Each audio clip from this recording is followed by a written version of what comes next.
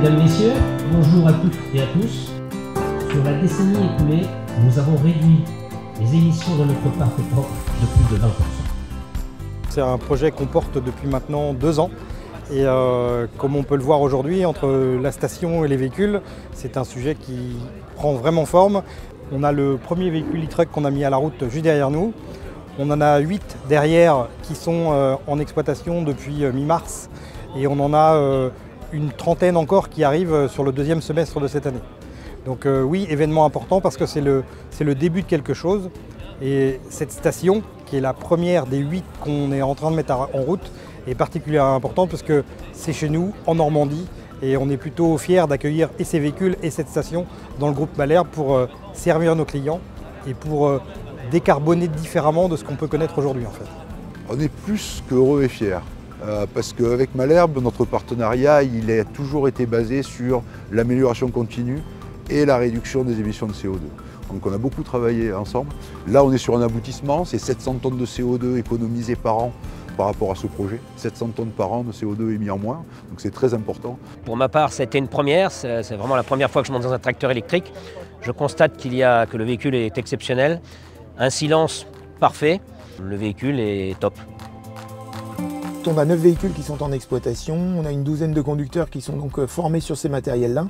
Donc en fait les véhicules électriques sont perçus par les conducteurs comme des véhicules plutôt très agréables à conduire. Le retour est positif, ça veut dire que très souvent, une fois qu'ils ont goûté au camion électrique, ils ne veulent plus retoucher au camion thermique en fait. Je suis très spécialisé dans tout ce qui est énergie renouvelable, notamment l'hydrogène, l'électricité.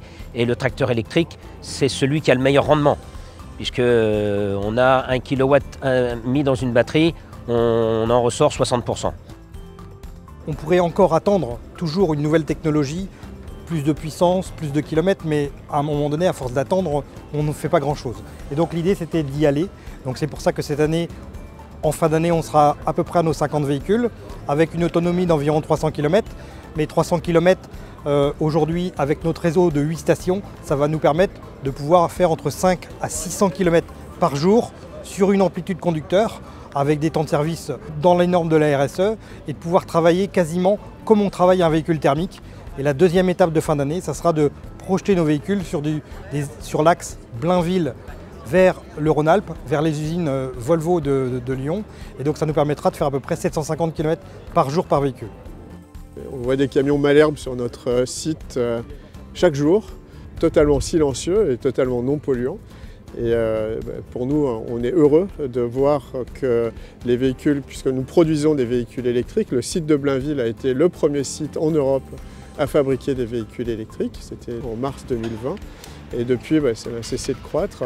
Et Malherbe gère nos flux, notamment entre Lyon et puis Blainville. Et pour tout notre personnel, voir que ça y est, on rentre dans le concret, les vrais usages, c'est extrêmement motivant. L'électrique, on est convaincu aujourd'hui, et on le voit chez les différents constructeurs, c'est vraiment la direction que prennent les constructeurs demain. Et en se mettant derrière les constructeurs, on sait qu'on ne se trompe pas parce que tout le monde prend la même direction. L'idée, c'est de savoir quand est-ce qu'on y va et quand est-ce qu'on donne le tempo. Et bien chez nous, c'est maintenant.